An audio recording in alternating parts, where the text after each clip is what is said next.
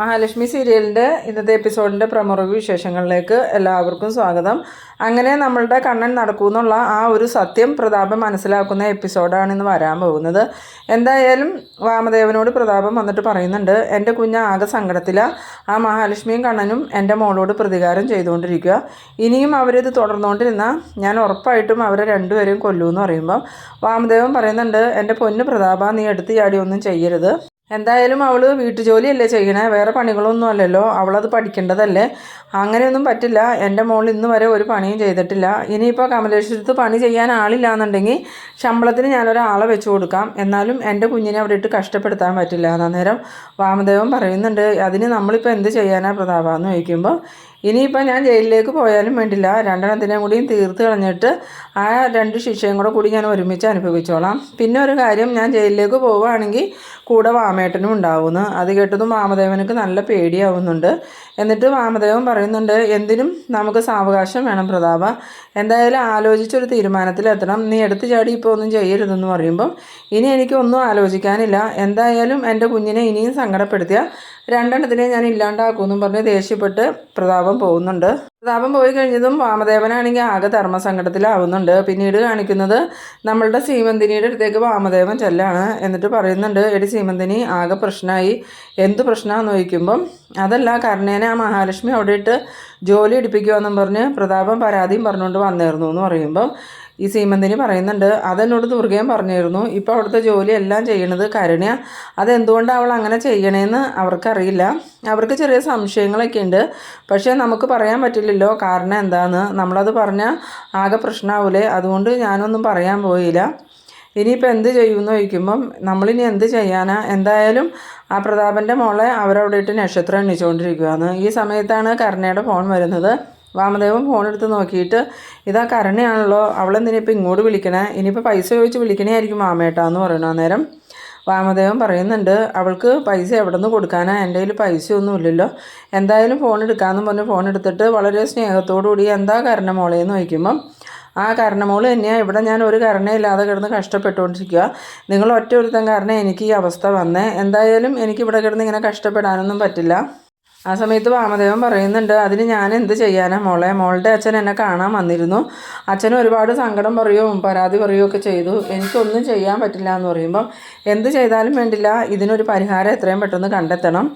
ആ സമയത്ത് വാമദേവൻ പറയുന്നുണ്ട്, മോള് ചോദിച്ച 50,000 രൂപ ഞാൻ എങ്ങനെയെങ്കിലും തരാമെന്ന് പറയുമ്പം, അതൊന്നും പറ്റില്ല, ഞാനിപ്പോൾ 50,000 ചോദിച്ചോളൂ. ഞാൻ ഈ കഷ്ടപ്പാട് സഹിക്കണേന് അതിൻ്റെ ഇരട്ടി എനിക്ക് വേണം, ഇല്ലെങ്കിൽ ഞാൻ സമ്മതിക്കില്ല. എത്രയും പെട്ടെന്ന് ഇതിനൊരു പരിഹാരം കാണണമെന്നും പറഞ്ഞ് കരുണ ദേഷ്യത്തോടുകൂടി വാമദേവനോട് സംസാരിക്കുന്ന സമയത്ത് അവിടുന്ന് ഉണ്ണി വരുന്നത് കരുണ കാണുന്നുണ്ട്. വേഗം തന്നെ കരുണ സാമട്ടിക്കട ഉണ്ണിയേട്ടൻ വരുന്നുണ്ട്, ഞാൻ പിന്നെ വിളിക്കാമെന്ന് പറഞ്ഞ് ഫോൺ കട്ട് ചെയ്യുന്നുണ്ട്. ഈ സമയത്ത് ഉണ്ണിയാണെങ്കിൽ നല്ല സംശയത്തോടു കൂടി തന്നെ കരുണയെ നോക്കുന്നുണ്ട്. കരുണ അതൊന്നും മൈൻഡ് ചെയ്യാതെ പോകാൻ തുടങ്ങുമ്പം ഉണ്ണി ചോദിക്കുന്നുണ്ട്, നീ ആരെയാണ് കരുണയെ ഫോൺ ചെയ്തതെന്ന് ചോദിക്കുമ്പം, അത് ആരെയില്ല, നീ ഭയങ്കര ദേഷ്യത്തിലാണല്ലോ സംസാരിച്ചത്, എന്തിനാ നീ ദേഷ്യപ്പെട്ടത്, നീ ആരോടാ ദേഷ്യപ്പെട്ടതെന്നൊക്കെ ചോദിക്കുമ്പം കരുണയെ അതൊന്നുമില്ല ഉണ്ണിയേട്ടൻ, ഞാൻ ആരോടും ദേഷ്യപ്പെട്ടൊന്നുമില്ല എന്നും പറഞ്ഞ് കരുണ ഉണ്ണിയെ ഒഴിവാക്കി പോകാൻ തുടങ്ങുമ്പം ഉണ്ണി പറയുന്നുണ്ട്, ആ ഫോണൊന്ന് തന്നേന്ന്. അങ്ങനെ കരുണയുടെ കയ്യിൽ നിന്ന് ഉണ്ണി ബലമായി തന്നെ ഫോൺ വാങ്ങിയിട്ട് ഫോൺ വിളിച്ചത് ആർക്കാന്ന് നോക്കുമ്പം അതിനകത്ത് ഉണ്ണി കാണുന്നുണ്ട് അമ്മാവനിക്കാണ്. അന്നേരം ഉണ്ണി ചോദിക്കുന്നുണ്ട്, നീ അമ്മാവനാണല്ലോ വിളിച്ചത്, നീ അമ്മാവനോടല്ലേ ദേഷ്യപ്പെട്ടത്, നീ എന്തിനാ അമ്മാവനോട് ദേഷ്യപ്പെട്ടെ, അതിനു മാത്രം നീയും അമ്മാവനും തമ്മിൽ എന്താ പ്രശ്നം, ഇതിനു മുമ്പ് നീ പല പ്രാവശ്യം അമ്മാവനെ വിളിക്കുന്നതും ദേഷ്യപ്പെടുന്നതും ഞാൻ കണ്ടിട്ടുണ്ട്, അത് എന്തിനു വേണ്ടിയിട്ടാണെന്ന് ചോദിക്കുമ്പം കരുണ പറയുന്നുണ്ടേ, അതൊന്നുമില്ല, അത് മാത്രമല്ല കഴിഞ്ഞ ദിവസം നീ അമ്മാവൻ്റെ അടുത്തേക്ക് പോയത് പൈസ വാങ്ങാനാന്നും പറഞ്ഞാൽ, പക്ഷെ നീ വന്നപ്പോൾ പൈസ ഒന്നും കൊടുന്നില്ല. അറുത്ത കൈക്ക് ഉപ്പ് തേക്കാത്ത പിശുക്കനായ അമ്മാവൻ നിനക്ക് എന്തിനാ പൈസ തരണേ, അതാ എനിക്ക് മനസ്സിലാവാത്ത.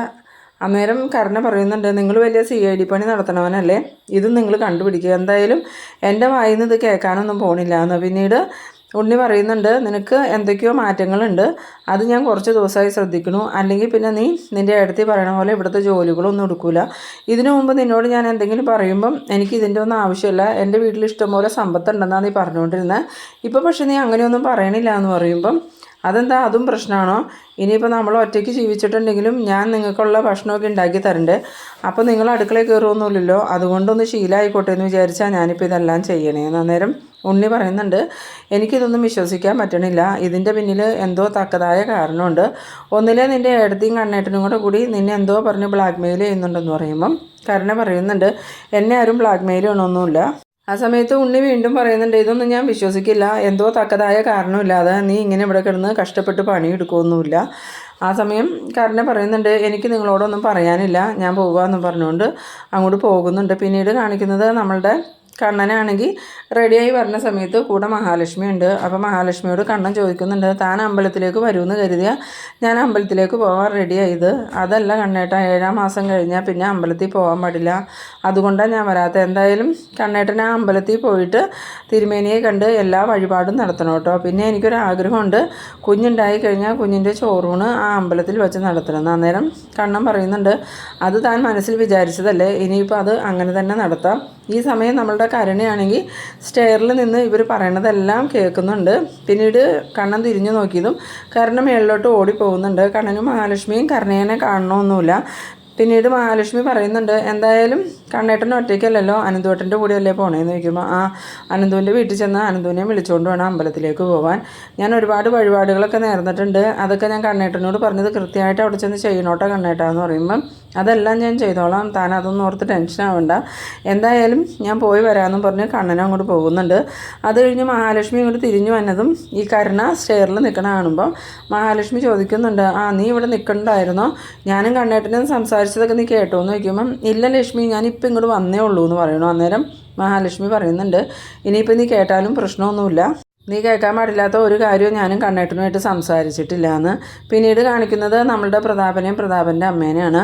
പ്രതാപൻ ഇങ്ങനെ എന്തോ ആലോചിച്ചിരിക്കുന്ന സമയത്ത് പ്രതാപൻ്റെ അമ്മ വന്നിട്ട് പറയുന്നുണ്ട്, എടാ പ്രതാപ, ഇന്ന് കണ്ണൻ ആ അമ്പലത്തിലേക്ക് പോകുന്നുണ്ട്, അവൻ നടക്കുമെന്നുള്ള സത്യം നമുക്ക് മനസ്സിലാക്കണമെങ്കിൽ നീ ഇപ്പം തന്നെ ഇവിടുന്ന് റെഡിയായി ഇറങ്ങിക്കോന്ന്. അന്നേരം പ്രതാപൻ പറയുന്നുണ്ട്, ഞാൻ വെറുതെ റെഡിയായി പോയിട്ടൊന്നും കാര്യമില്ല അമ്മേ, ഞാൻ വേഷം മാറിപ്പോണം, എന്നാലേ നമുക്ക് സത്യങ്ങൾ കണ്ടുപിടിക്കാൻ പറ്റുള്ളൂ, അല്ലെങ്കിൽ എന്നെ കാണുമ്പോൾ തന്നെ അവൻ വീൽ ചെയറിൽ ഇരിക്കൂലേ എന്ന് പറയുമ്പോൾ പ്രതാപൻ്റെ അമ്മ പറയുന്നുണ്ട്, അത് നീ പറഞ്ഞത് ശരിയാടാ, ഇപ്പോൾ കരുണമോള് വിളിച്ച് പറഞ്ഞോളൂ, ഇപ്പോൾ അവൻ അവിടെ നിന്ന് ഇറങ്ങിയിട്ടേ ഉള്ളൂ, നീ ഇപ്പം തന്നെ വേഷം മാറി ചെല്ലാണെങ്കിൽ കൈയോടുകൂടി സത്യങ്ങൾ കണ്ടുപിടിക്കാൻ പറ്റുമെന്ന്. അന്നേരം പ്രതാപൻ ചോദിക്കുന്നുണ്ട്, ഇനിയിപ്പോൾ കണ്ണൻ എഴുന്നേറ്റ് നടക്കുന്നത് ഞാൻ കണ്ടു കഴിഞ്ഞാൽ നമ്മൾ എന്ത് ചെയ്യും അമ്മയെന്ന് ചോദിക്കുമ്പോൾ പ്രതാപൻ്റെ അമ്മ പറയുന്നുണ്ട്, അപ്പോൾ തന്നെ നീ വലിയ കാശിക്കും പോയിക്കോ, കൂടെ ഞാനും വന്നോളാം, ഇനിയിപ്പോൾ അവൻ എഴുന്നേറ്റ് നടന്നാൽ എന്താ നീ ചെയ്യാൻ ഉദ്ദേശിക്കണേന്ന് ചോദിക്കുമ്പം പ്രതാപൻ പറയുന്നുണ്ട്, ഒന്നുമില്ല, തിരിഞ്ഞു നോക്കാതെ ഓടുക, അത് മാത്രമേ രക്ഷയുള്ളൂ, ഇല്ലെങ്കിൽ അവൻ തീപ്പന്തമായിട്ട് നമ്മുടെ പുറകെ ഓടുമെന്ന്. പിന്നീട് കാണിക്കുന്നത് നമ്മളുടെ അനന്തവും കണ്ണനും കൂടി അമ്പലത്തിലേക്ക് വരാണ്. അമ്പലത്തിൽ വന്നതും കണ്ണൻ ഡ്രൈവറോട് ചോദിക്കുന്നുണ്ട്, വീൽ ചെയർ എടുക്കണമെന്ന് ചോദിക്കുമ്പം വേണ്ട സാറേ, ഇവിടെ ഇപ്പോൾ ആരും ഇല്ലല്ലോ, അല്ല എൻ്റെ അമ്മായിയും അതുപോലെ ആ കരുണയുടെ അച്ഛനും മുത്തശ്ശിയൊക്കെ വരുന്ന അമ്പലം ഇത്, ഇനി അവരെങ്ങാനും വന്നാൽ കണ്ടെങ്കിലോ എന്ന് പറയുമ്പം ഇപ്പം അങ്ങനെ തിരക്കൊന്നുമില്ലല്ലോ, ഞാനിവിടെ തന്നെ നിൽക്കാം, അങ്ങനെ ആരെങ്കിലും വരുന്നത് ഞാൻ കാണുവാണെങ്കിൽ സാറിനെ ഞാൻ അറിയിക്കാം, എന്തായാലും സാറ് പോയിക്കോന്നും പറഞ്ഞ് സുമേഷ് കണ്ണനെ അകത്തേക്ക് വിടുന്നുണ്ട്. അകത്ത് കയറിയതും അനന്തും കണ്ണനും ഷർട്ടൊക്കെ ഊരിയിട്ട് തിരുമേനിയുടെ അടുത്ത് ചെല്ലുമ്പം തിരുമേനി ചോദിക്കുന്നുണ്ട്, സാറേ സാറിൻ്റെ വൈഫ് വന്നില്ലേന്ന് ചോദിക്കുമ്പം ഇല്ല, അയാൾക്ക് 7 മാസം കഴിഞ്ഞതുകൊണ്ട് അമ്പലത്തിൽ വരാൻ പറ്റില്ല എന്ന് പറഞ്ഞു. എന്തായാലും സാറ് പ്രാർത്ഥിക്കാൻ വന്നതല്ലേ, വഴിപാടൊക്കെ നടത്തിക്കുമോ എന്ന് പറയുമ്പം അനന്ത് പറയുന്നുണ്ട്, എന്തായാലും ഞങ്ങൾ ആദ്യം ഒന്ന് പ്രാർത്ഥിച്ചിട്ട് വരട്ടെ, എന്നിട്ട് വഴിപാടുകളൊക്കെ നടത്താമെന്നും പറഞ്ഞ് അവർ ഭഗവാന്റെ മുമ്പിൽ പോയി നിന്ന് പ്രാർത്ഥിക്കാനായിട്ട് പോകുന്നുണ്ട്. പോണ വഴിക്ക് അനന്ത് പറയുന്നുണ്ട്, എന്തായാലും മഹി വന്നില്ല എന്ന് വിചാരിച്ച് നീ വിഷമിക്കണ്ട, മഹിക്കും കുഞ്ഞിനും വേണ്ടി പ്രാർത്ഥിക്കാനല്ലേ നീ വന്നത്, അതുമാത്രമല്ല മഹി നിന്നേക്കാളും കൂടുതൽ അവിടെ ഇരുന്ന് പ്രാർത്ഥിക്കുന്നുണ്ടാവും, പിന്നെ മഹിക്ക് സുഖപ്രസവം കിട്ടാൻ വേണ്ടി പ്രാർത്ഥിക്കാൻ വേണ്ടിയാണ് ഞാനും വന്നത്, ലേഖ എന്നോട് ഒരുപാട് വഴിപാടുകളൊക്കെ പറഞ്ഞിട്ടുണ്ട്, അതൊക്കെ കഴിക്കണമെന്നും പറഞ്ഞ് ഇവരകത്തേക്ക് പോകുന്നുണ്ട്. പിന്നീട് കാണിക്കുന്നത് നമ്മളുടെ പ്രതാപനാണെങ്കിൽ പ്രതാപൻ്റെ കാറിൽ വന്ന് ഇറങ്ങാണ്. വേഷമൊക്കെ മാറി ഒരു കാവ്യ വസ്ത്രമൊക്കെ ഇട്ട് നരച്ച മുടിയും താടിയൊക്കെ ആയിട്ടാണ് പ്രതാപൻ വന്ന് ഇറങ്ങുന്നത്.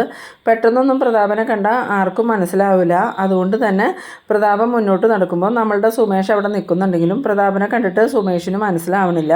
ഇതേ സമയം നമ്മളുടെ കണ്ണനും അനന്തും പ്രാർത്ഥനയൊക്കെ കഴിഞ്ഞ് പുറത്തേക്ക് ഇറങ്ങിയിട്ട് വഴിപാട് നടത്താനായിട്ട് തിരുമേനിയുടെ അടുത്തേക്ക് ചെല്ലുന്നുണ്ട്. എന്നിട്ട് അനന്തു ഒരു ലിസ്റ്റ് തന്നെ തിരുമേനിക്ക് കൊടുക്കുന്നുണ്ട്. എന്നിട്ട് പറയുന്നുണ്ട്, ഇതെല്ലാം നടത്തണം തിരുമേനി, അമ്മയും കുഞ്ഞും സുഖമായിട്ട് ഇരിക്കാൻ വേണ്ടിയിട്ടാണ് ഞാനിത് ചെയ്യണേ, മഹിക്ക് സുഖപ്രസവമായിരിക്കണം എന്ന് പറയുമ്പം തിരുമേനി പറയുന്നുണ്ട്, ഒരു കുഴപ്പം ഉണ്ടാവില്ല, ആ കുട്ടിക്ക് സുഖപ്രസവമായിരിക്കും, യാതൊരു തടസ്സങ്ങളും ഉണ്ടാവില്ല എന്ന്. ഇതേ സമയം എല്ലാം ഏൽപ്പിച്ച് കഴിഞ്ഞിട്ട് കണ്ണനും അനന്തും പുറത്തേക്ക് വരുമ്പോൾ തന്നെ നമ്മളുടെ പ്രതാപനാണെങ്കിൽ അകത്തേക്ക് കയറി ചെല്ലുന്നുണ്ട്. പക്ഷേ ഇവർ രണ്ടുപേരും പരസ്പരം കാണുന്നില്ല. പക്ഷേ പ്രതാപൻ സുമേഷിനെ കാണുന്നുണ്ട്. അപ്പോൾ പ്രതാപന് മനസ്സിലാവുന്നുണ്ട് കണ്ണൻ ഇതിൻ്റെ ഉള്ളിലുണ്ട്, എന്തായാലും ഇവിടെ നിൽക്കാം, അപ്പോൾ അവനെ ഇറങ്ങി വരുമ്പോൾ കാണാൻ പറ്റുമല്ലോ എന്ന് വിചാരിച്ച് പ്രതാപനാണെങ്കിൽ അവിടെ മാറി നിൽക്കുന്നുണ്ട്. അങ്ങനെ പ്രതാപൻ നിൽക്കുന്ന ആ ഒരു സീനിലാണ് ഈ എപ്പിസോഡ് അവസാനിക്കുന്നത്. എന്തായാലും ആ അമ്പലത്തിൽ എപ്പോഴും ഉണ്ടാവാറുള്ള ആ ഒരു ദിവ്യായ അമ്മ പ്രതാപൻ്റെ അടുത്തേക്ക് വരും, പ്രതാപനെ അവിടെ നിന്ന് തുരത്തി ഓടിക്കുകയും ചെയ്യുന്ന എപ്പിസോഡാണ് ഇനി വരാൻ പോകുന്നത്. അപ്പോൾ നിങ്ങൾ എൻ്റെ വീഡിയോ ആദ്യമായി കാണുന്നവരാണെങ്കിൽ എൻ്റെ ചാനലൊന്ന് സബ്സ്ക്രൈബ് ചെയ്യാനും ഇഷ്ടമായാൽ ലൈക്ക് ചെയ്യാനും ഷെയർ ചെയ്യാനും മറക്കരുത്. അപ്പോൾ ഇതുപോലെ ഇൻട്രസ്റ്റിംഗ് ആയിട്ടുള്ള അടുത്തൊരു എപ്പിസോഡുമായി നമുക്ക് വീണ്ടും കാണാം. അതുവരേക്കും ബൈ ബൈ.